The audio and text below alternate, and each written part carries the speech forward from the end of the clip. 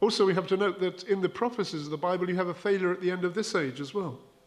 You have the rise of a corrupt Babylon church, going to suppress the gospel and persecute true believers, be antisemitic. You have an end-time apostasy, a turning away from God, which leads to the rise of the Antichrist, and the end of the world scenario, which we often talk about in this fellowship. See, also in the Bible, it speaks about the restoration and the potential destruction of Israel, but also the redemption of Israel at the second coming of Jesus. And the second coming of Jesus is the major act of intervention which God brings at the end of this age, bringing in the final dispensation.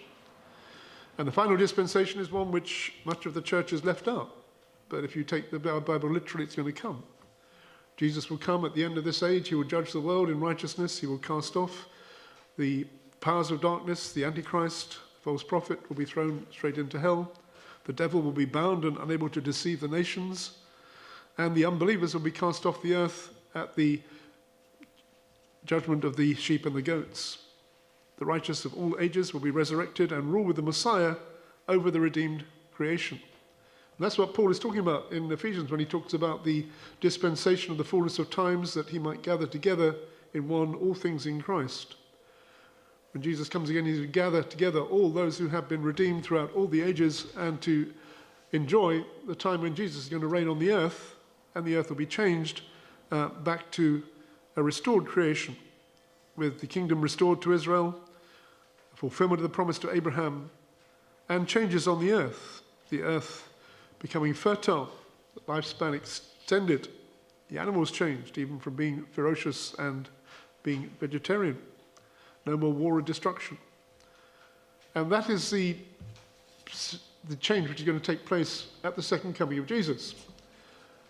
A lot of the church has left it out, but I think if you leave it out, you leave out something very important in the purposes of God.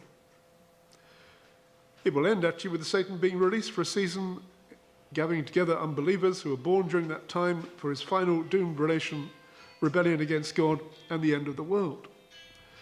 So that's a brief sort of history of the world from the dispensational point of view. And as you can see, there are changes which take place in how God administers his people during each of these times. It does result in what we call a premillennial interpretation of Christ's second coming, which means that there will be a literal 1,000-year reign of Christ when he comes back the second time. And we see there are changes which take place as a result of a change in the dispensation. But there will also be the time of tribulation on the earth before the second coming of Jesus the Messiah.